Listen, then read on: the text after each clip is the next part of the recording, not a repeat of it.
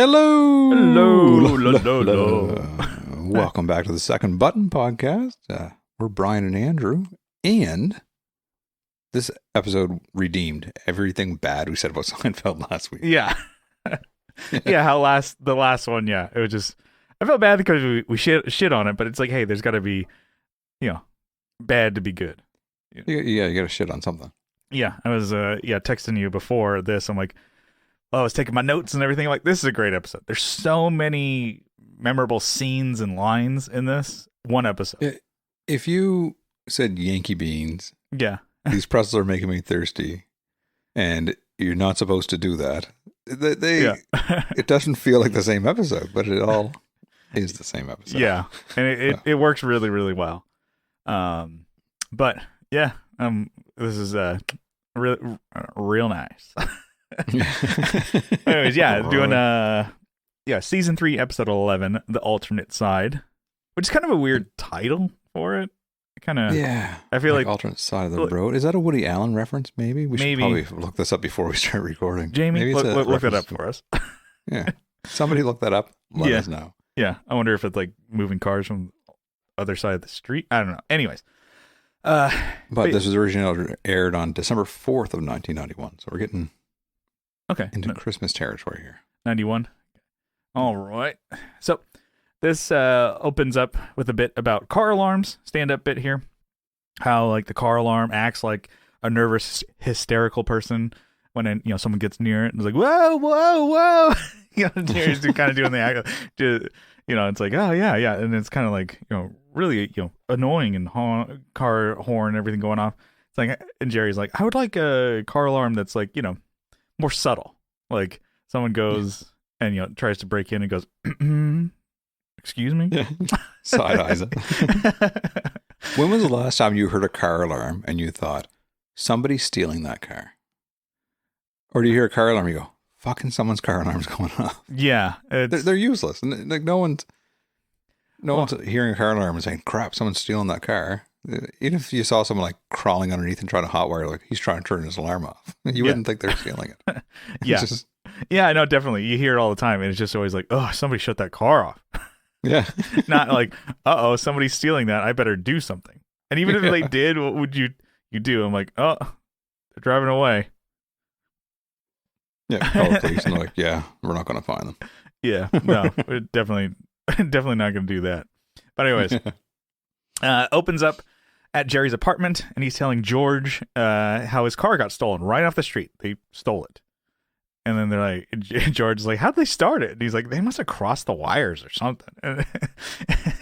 And George is like, I can't make spaghetti, and they're crossing wires and starting cars.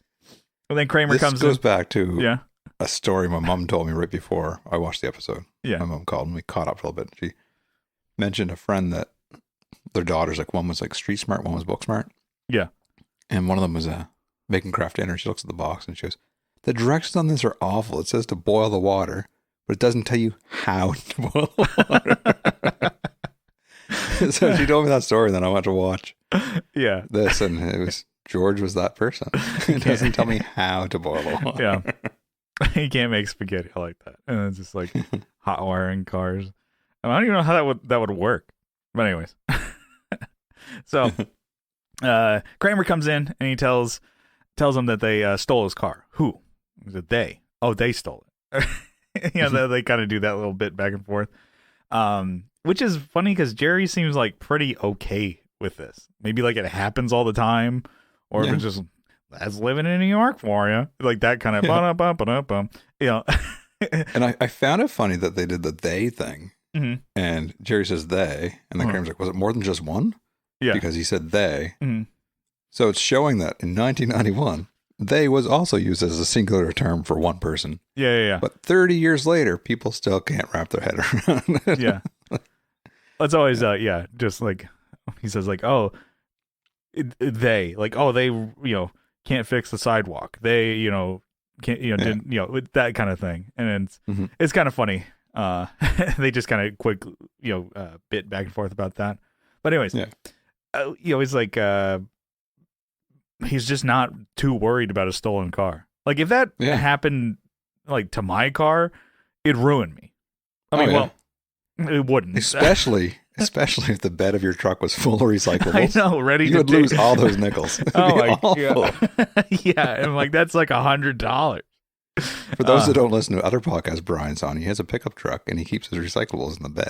I fill it up and I sort all my recycling and I take it in and I get a big old cash haul.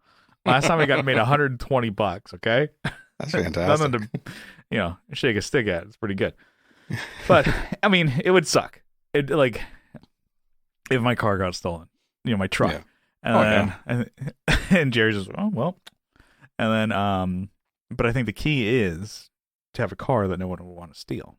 And that's where a piece of shit F-150 from 2004 comes into play. It's the only way to fly, my friend. I could leave the car, like, keys in there, windows rolled down, somebody's just like, oh, Jesus. They drop, they throw change in there. Help this guy out a little bit. My seat's all blown out. Like the leather or whatever plastic vinyl seat is just all cracked and split. I'm like, oh, it's 20 years old. And then I had like a coworker talking about their cars, like, oh, my car's falling apart. It's so old. It's like 2015. I'm like, okay, take it easy now. It's okay. You'll survive. Yeah. But anyways, so there, Jerry, he says like, oh, I better call my car phone company to cancel the service, and that right there is really wild to me. It's like the sign of the times. Yeah, it really aged it. Like, imagine having a separate phone in your car and then paying for that. A separate number and everything. Like, good God, that's so weird to me. I remember seeing for just like you couldn't take it out of the car. It was just in the car. Yeah, so it's just like, and also I guess it could be like, how important are you that people need to get a hold of you while you're driving? Yeah. That's definitely before like cell phone laws or anything like that. I don't know if you have those in Canada. But like here, like even just like being on your phone or holding it and texting or whatever, you get a ticket. Even if you're using your phone as a GPS. Yeah. If you have it in your hand, that's also. Yeah. Okay. Which, makes sense. Distraction. Yeah. And then, but I remember seeing car phones in like TV shows and movies and thinking like, oh man, that's luxurious. My friend's dad had one. It was like the bag phone. Yeah. And, he was an insurance adjuster or something like that, so he used it for work. And if he was out doing an adjustment, something he had to call somebody, he had the phone there. And I remember just looking, I'm like, this is wild. Like, wouldn't even sit close to it. I was scared I'd kick it with my feet or something. This fancy phone on the floor. You're like, oh, that's so fancy. Yeah, exactly. It must be rich. Yeah. That, or like a friend had a TV, and like his mom had like a van, and it had a TV in there. I was like, holy shit. Yeah, I'd have been in the TV that folded down from the top and took DVDs and stuff. I'm like, yeah. Fancy. I'm like, that's so fancy Ford van. Yeah. Fucking made it there. Or it's just like random like pieces of tech that like are unnecessary nowadays. Like an intercom in a house. I don't know if you ever had like knew anybody. Seen that. That's it's completely worthless. Now, let's say if you had a huge house and you needed to get a hold of somebody. Everybody has their phone on them. You can just text or whatever. Yeah, you wouldn't need that now. Hey, you're in the west wing of the house. East wing. But I remember my friend's grandparents had a house that was pretty big, and they had intercoms in it. And I was like, oh my, they didn't ever use them, but I was like, oh my God, as a kid, I'm like, you're so rich. It's completely awesome that you have intercoms in their room. Anyways, but so back to it. George was saying, as Jerry's going to call the phone company, George is like, hey, you should call your car phone. Like, maybe the guy picks it up. Yeah. And then Jerry's like, okay. He calls his phone, and the guy picks up. It's Larry David. Yeah. And so, like, the interaction's pretty good. So... He is Larry David, but he was kind of disguising his voice a little bit at the beginning, and then it wore off as the scene went on. I didn't even think about it till almost the end. Yeah, you're right. He wasn't. When Kramer grabs it, you can tell for sure it's Larry David. Before that, you're like, "Is that Larry David?" Yeah, he wasn't laying the Larry on. Yeah. But he goes like, the conversation's like, "Hey, can I ask you a question?" Sure. Did you steal my car? Yes, I did. But that's my car. I didn't know it was yours. And they go back and forth, and the guy's like, he goes, well, can I have it back? No, I'm going to keep it. Just a casual conversation. Drive around? Yeah. What are you going to do with it? Yeah, I'm going to drive around. The guy's just driving his car and talking to him. Yeah. And then Kramer wants to talk to the guy who gets the phone. And then Kramer left some gloves in the glove box, like some brown. Kramer takes the phone, just starts talking. He's like, "Who's this?" Oh yeah. I think people pass the phone over and they don't say who they are. Because for those that don't know, my right now I'm doing a 911 call taking at work, and I'll be talking to someone and give them like instructions on what to do for the first aid portion of this. Yeah. And then there's another voice all of a sudden. I'm like, "Who's this?" I'm like, "Well, this is Fred." I'm like, "Hi, Fred. Why are you passing the phone around?" And then I'll be talking to that person and be another voice responding. I'm like, "Who am I speaking to now?" I'm like, "Oh, it's Sue." Like they're just passing the phone around, not introduce themselves. So when this happened with Kramer, like you could say, "Hi, my name's Kramer." The whole family gonna have a go now. Talking. Yeah, exactly. But yeah, so he talks to the guy and he's like, "Oh, I left some brown gloves in the glove box," and he asks the guy to bring him by the building. He's like, "Okay," and he takes down the address. Yeah. So it's like the guy's gonna come to the building. He's like, "Get his ass then," but he's just concerned about his fucking gloves. But anyways, and then he gets the phone back to Jerry, and he's like, "Gloves." Anyways, so he asks the guy, "Hey, did you hotwire it?" He's like, "No, the keys were left in it." And then he's like, "Oh, okay." And then he's like, "All right, well, drive safe." And then the guy is just bitching on, "Hey, Jerry, when's the last time you had a tune-up click?" Like he's bitching about his stolen car, but he's said like, Sid left the keys in the car. He's like, George is like, who's this Sid guy? He's like, "Oh, he parks cars on the block. He moves them so you from one side to the other so you don't get ticketed." And then that's George is like, "Oh, when you pay the guy?" He's like, "Yeah, like $50 a month." And he does it for like mentions the whole block basically, so 40-50 cars. And then Kramer's like, "He makes a fortune." So that's about $2,000 to $2,500 a month, and that would be in 91. Yeah, in today's money, it would be about $59,000 a year. Let's say he makes that. It's not a fortune. It's not if you're paying for rent in New York. No. Yeah. Well, it means more than I make.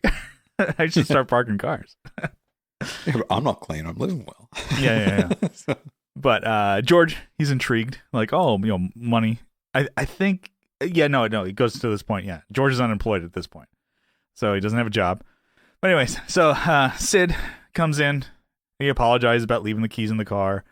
He said he must have got distracted because they're filming the new Woody Allen movie up the block, and there's trucks and people everywhere. And must have. He was like, "Oh, I think when I was trying to look for Woody Allen, got distracted."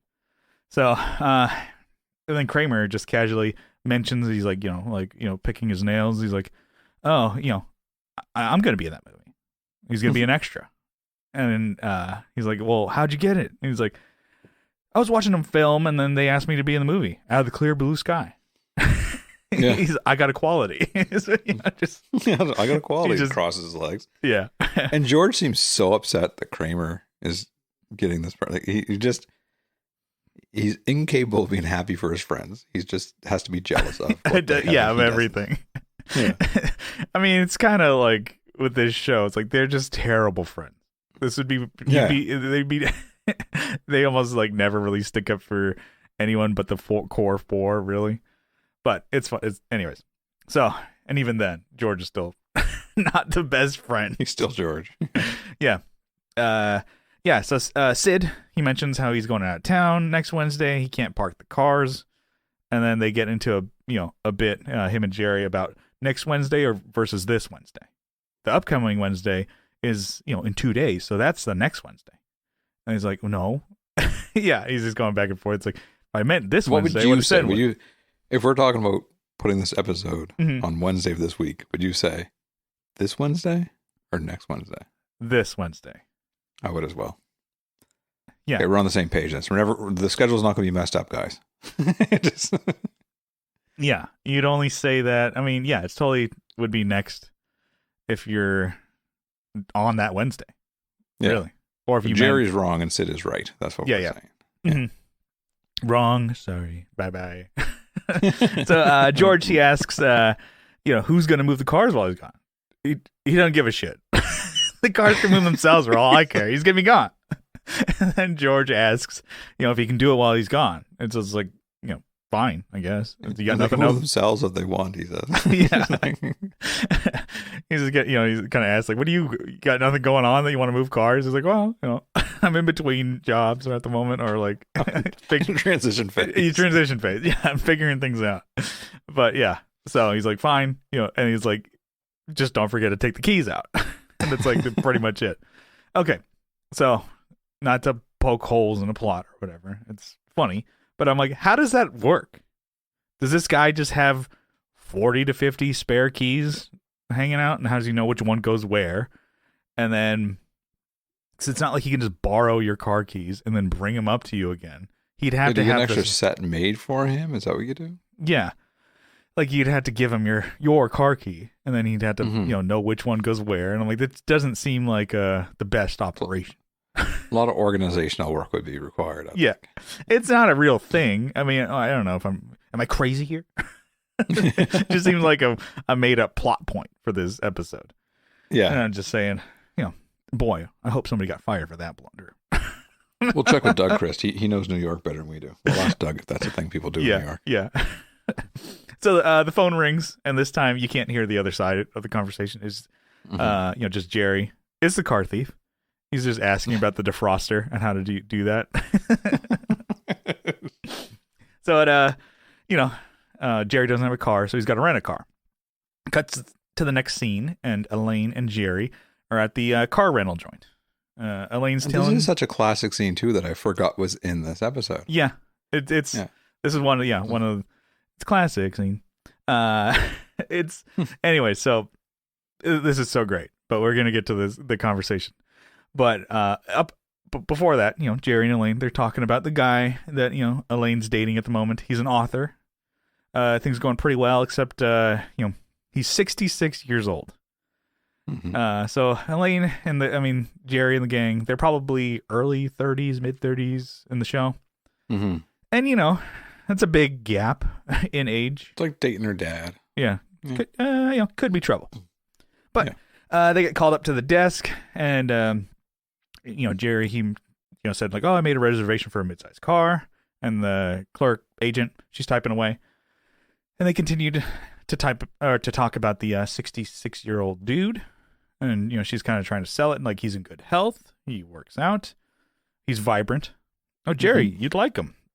And then Jerry in the bed is like, why do people say that? I hate everyone. Why would I like him? That's a good line. That's what I was wondering. Like, who wrote this episode? It's a lot of good lines, and it works out really well. I think Larry David was one of the writers of this episode. Yeah. Jamie, look at that.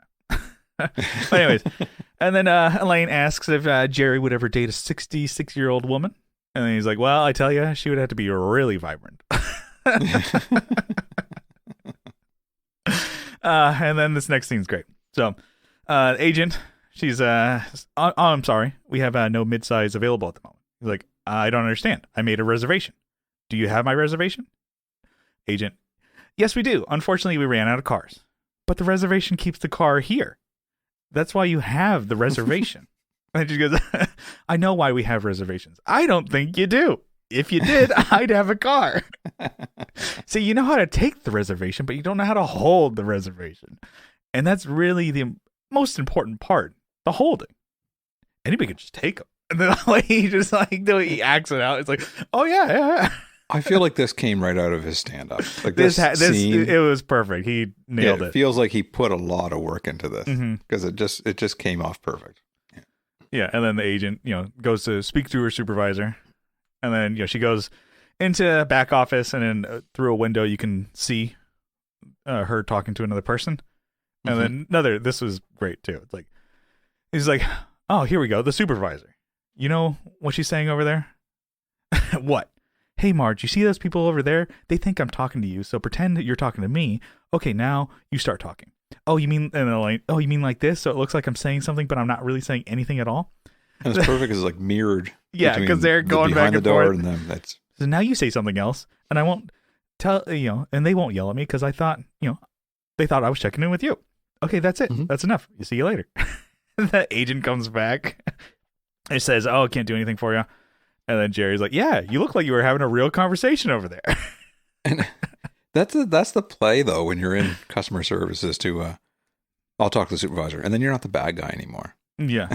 The supervisor is who's not out on the floor, so you can kind of in that situation. I work customer service, and everybody always wants to like talk to the top, who's the bigger, badder, manager, who's the boss. I want to talk to the Bowser, not the baby Bowser here. And you just put and if it's you put them on mute for a minute, and you just kind of hang over a second. About no, they said I had to not do that. Yeah, but it's that's kind of how it is, and then even if it's the same answer, but it's coming from a higher up manager, then you're like, okay, cool. People are more happy about that. I'm like, it's the same fucking thing I said. Yeah, but the anyways, policy doesn't change because you talk to someone different. That's the way it is. Yeah. So agent says that they don't have the mid-size, but they have a compact you can do. Jerry, fine, I'll take it, kind of thing. And then he's like, agent asks him like, "Oh, Mr. Seinfeld, would you like the insurance?"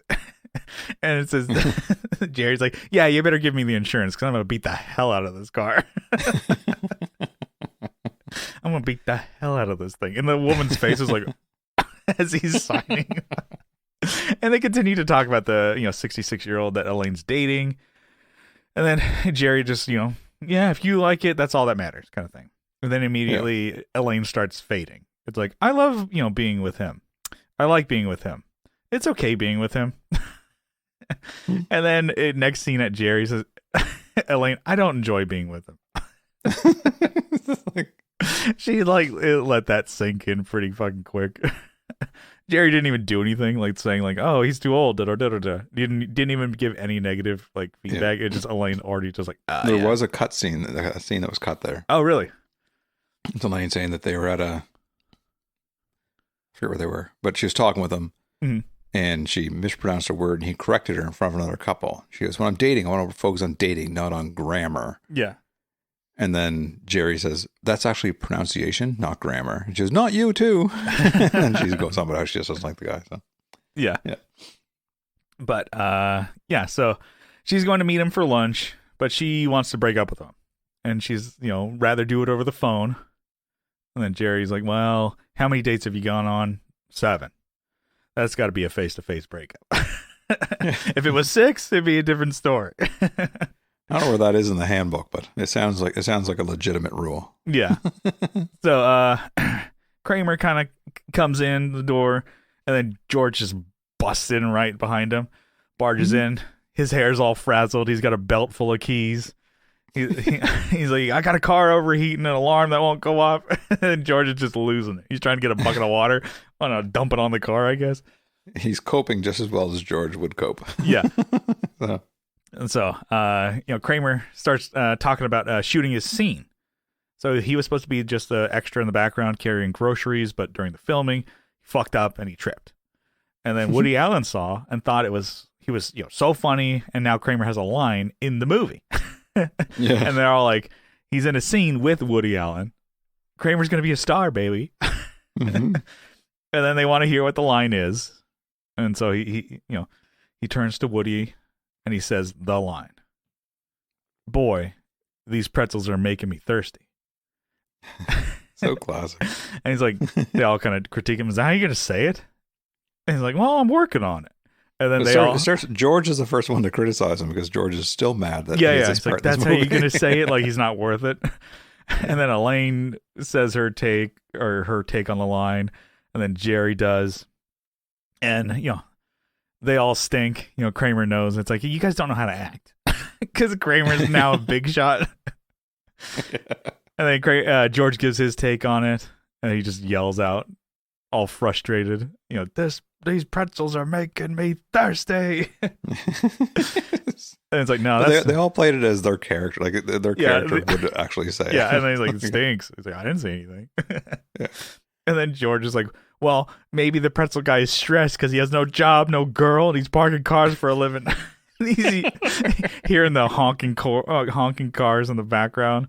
He yells out the street, all right, I'm coming. These pretzels are making me thirsty. And then he storms off downstairs.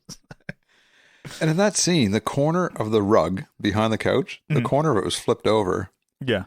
And Ashley noticed it, and I rewound it to see if George kind of kicked it when he was running the bathroom. Nope. Just the whole scene, the corner of the rug was folded back on itself. Okay, yeah. I saw that, and I didn't know if that was George when he was storming into the bathroom. Yeah, that's what I thought. So we rewound it. No, it wasn't. Unless it was one of the previous takes, or maybe someone tripped over it, so they moved it, but didn't realize it was going to be in the scene. Yeah. Someone better get fired for that. So the scene ends, but it comes back, and it's still at Jerry's apartment. There's a knock, and then Elaine's there with Owen. He's out. He's out cold. And then Jerry helps bring him into the apartment. It's like, boy, he took it hard. Like the breakup nearly killed him. Wow. So they lay the guy on the sofa and they call for an ambulance. Dude's unconscious. Kramer busts in rehearsing his pretzel line, and then they're like, oh wow, the guy's out cold. He's like, they don't know what to do. What you're supposed to do with a passed out guy who's unconscious. He's like, raise his legs, get blood to his head. No, you lower him, get blood to his feet. What about a cold compress? Well, you can put a wet sponge on his head, and he's like, oh, hold it with a belt. He's gonna strap a wet sponge to the guy's head. And then Kramer's like, maybe he overdosed on drugs. You got to walk him around. He's like, he's not on drugs. Well, he could have dropped acid while you weren't lurking. And then they're like, oh, maybe he's diabetic. He may need a cookie or something. And then they proceed to shove a cookie in this guy's mouth. And I'm watching this. Just moving his jaw up and down. And it's funny. It's a funny scene. Yeah. But like my note says, I wish this unconscious scene was less real. Because people do this shit. Okay, I was about to... I went to a call one time. I'm trying to do it without giving any indicators who the people are. But I responded one time, and person A called 911 for person B that was diabetic and unconscious. And before we got there, this person was trying to help them. And I'm like, what is in their mouth? And we got our suction thing out. And suction, this is thick black. And I was like, are they vomiting? Like, is there blood in there? Trying to figure out what's going on. And then I look over and I see do you guys have molasses in like milk cartons? Do you know what I mean? Yeah, or like jars or something. Yeah. Yeah, so this is like in a milk carton style. Yeah. And it's a full liter, so 4 cups of molasses. And they were pouring that in their mouth because they're diabetic. So they thought that would help them. But it's quite thick. So they actually filled their mouth with thick goo. So they couldn't breathe. They couldn't breathe because they had this molasses full in their mouth. And people do this stuff. It's like the cookie thing. I'm like, I want to laugh, but it's real. This is how people respond. Crumbs all over him. His Kramer's like, I don't know how we're going to get him to swallow. He's like, even now, when I'm answering the phone and the other side, people are like, I'm going to do this. I'm like, no, please do not do that. Just don't do anything. Yeah. And we tell people don't have anything to eat or drink. Okay, I'm just going to give him a glass of water. I'm like, that's something to don't have anything to eat or drink. Yeah. Well, can he suck on a candy? Like, what need does he even eat candy now? This is the non-diabetic ones. Diabetics, yeah, you could probably have candy, but everything else, they just, I don't know. Yeah. It's funny, but way too real for me. Yeah. Just give me flashbacks. Yeah, I might note there. So obviously that's wrong, but what should they have done? Just wait. Just leave them there and just let him. I think the biggest thing when people are sick is that you don't always have to do something. You could just do nothing. It's okay. Yeah. But like everything's going on. They're panicking. Kramer's going to get a blender to blend up cookies so he can drink it. You can't blend cookies. Cookies blend. And Elaine's panicking and she just yells, "Where's the ambulance?" And then we hear a tire screech and a glass shatter. Scene ends. Yeah. But it comes back and it's been like a half an hour later. Still no ambulance. And Jerry's on the horn trying to figure out where they are. Yeah. But there's a buzz and it's the paramedics. So they're late because of George. He's gridlocked the whole block. They triple parked in cars and he slammed into them while driving Jerry's rental car. George comes up with a bumped head from the accident. He sees the dude and he asks what happened. They have no idea.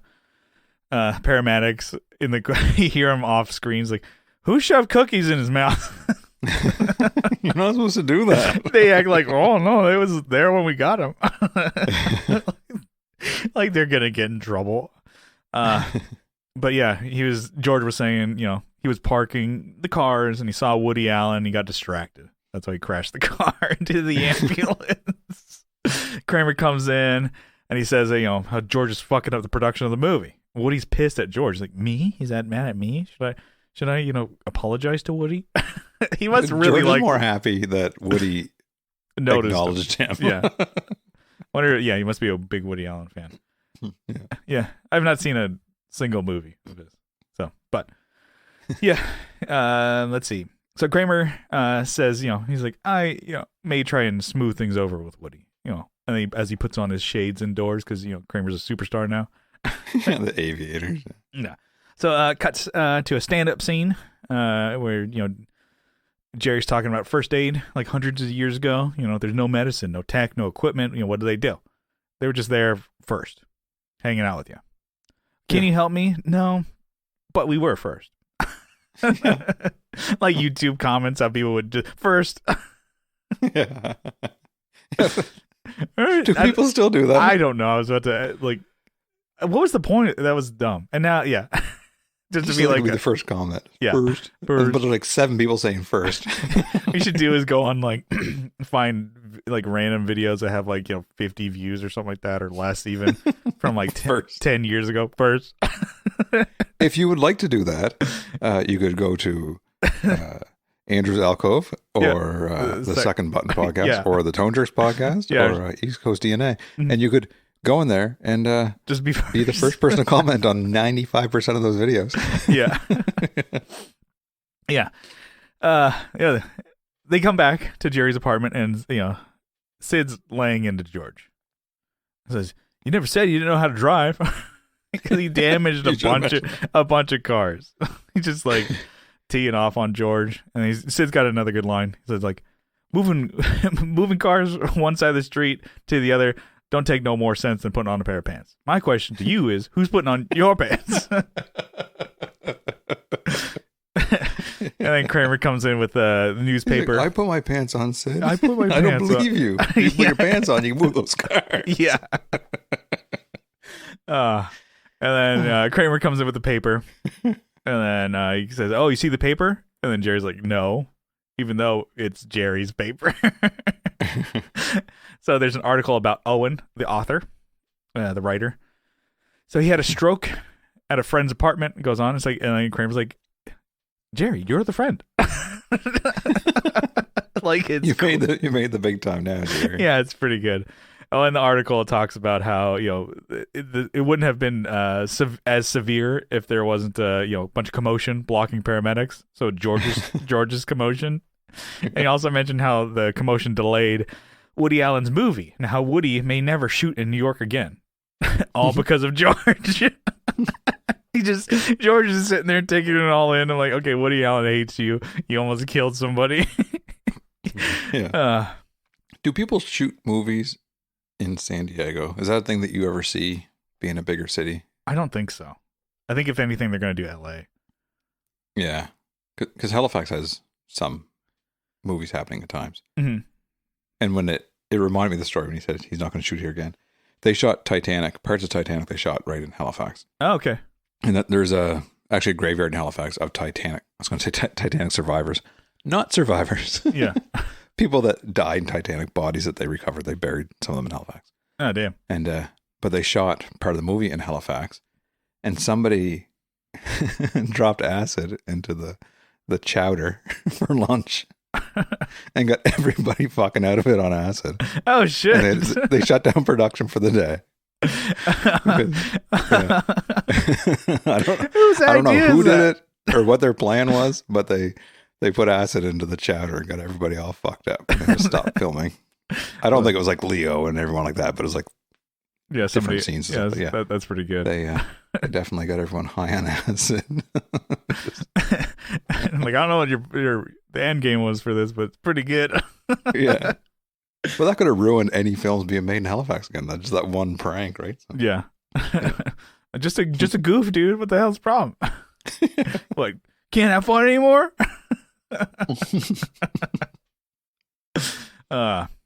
Anyway, so it goes back to the rental place. They're in line, and Elaine's telling Jerry that she's still with Owen, even though he can't talk, walk, or feed himself.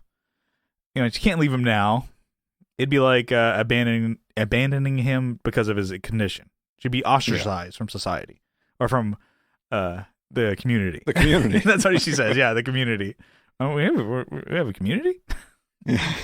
So they get up to the agent's desk, and he's like, oh, he's they know that it's damaged, and so Jerry's talking to him about it, and then the agent says that the damage is going to cost $2,866. Jerry's a lot of money on a Ford Escort in the 90s too. It's a lot of money now, but yeah. So Jerry, he's not too worried. But the car probably cost less than $10,000 back then. Oh yeah, definitely. But Jerry isn't worried, because he got the insurance. He's covered. But Jerry wasn't driving the car. George was. He mentioned that. The insurance only covers Jerry. So this exchange is also pretty good. It's like, all right, well, sir, you're only covered for when you're driving the car. He's like, huh? What's that? He's like, then what? Yeah. He's like, oh, what? He's like, you're not covered for other drivers. Other drivers? Mm-hmm. Your whole business is based on other drivers. It's a rented car. That's who's driving it. Other drivers. Doesn't my credit card cover me or something? Not that particular one. Like, well, I got 100 cards. Here, pick a card, take a card, any card. Yeah. He just starts dumping his credit cards. It's like, sir, if you had read the rental agreement, did you see the size of that document? It's like the Declaration of Independence. Who's going to read that? Yeah. Well, Mr. Seinfeld, as it stands right now, you are not covered for that damage, and there's absolutely nothing that can be done about that. And then Jerry's pissed, and he's just eating pretzels. He's like, these pretzels are making me thirsty. Cut to the scene. Cuts to Elaine at Owen's apartment. And she's feeding him like he's a baby. He's sitting there in a wheelchair, and she's just... and what is a Yankee bean? I don't know. Like, this scene's great because it's kind of like a monologue. Because the guy's not talking back to her. She just kind of goes on. Oh, she does great in the scene. Yeah. It's like, yeah. He finishes his Yankee beans, and then Elaine, she's like, all right, I'm ready to break up with this guy. Time to pull off that bandage. So she goes on about how she's not ready to settle down. The two of them don't have common interests. I mean, she likes to run, play tennis, ride bikes, go skiing. All the stuff she doesn't really do. And then she lays it on him. Here, I'll be honest with you. It's a bitch to get here. And the guy's eyes are like, what the fuck? It's 2 subways. I have to transfer at 42nd Street, take the double R. That's a great line. I'm going to be honest with you. It's a bitch to get here. And then he's just sitting there staring at nothing. And then to break the awkward silence, she's eating and she's like, these pretzels are making me thirsty. Oh, man. And then new scene at Monk's. They're just bullshitting. Talking about like, oh, can you die from an odor? Like if you have too much, smelling something for like weeks on end, was it the vomitorium or something like that? Yeah. Overdosing on odor. And then George is like, are you talking about me? Do I smell? Of course, it's you, George. And then she mentions, she was on a subway. And then it fucking was gross, smelled. But she ran into and bumped into Owen. He's almost fully recovered now. And it's like, yeah. And then he tells Elaine he was just using her for sex. So real ass dude of the week is Owen. Let's go. Woo, woo, woo, woo, woo, woo. So they get the check. And then George insists on covering it. He's like, says, Jerry, I cost you over $2,000. He's like, yeah, a cup of coffee should cover it. Which is pretty good. It's the least I could do. Yeah, no, that is one of the least you could do. Yeah. So Kramer comes in. He tells him how he got fired from the movie.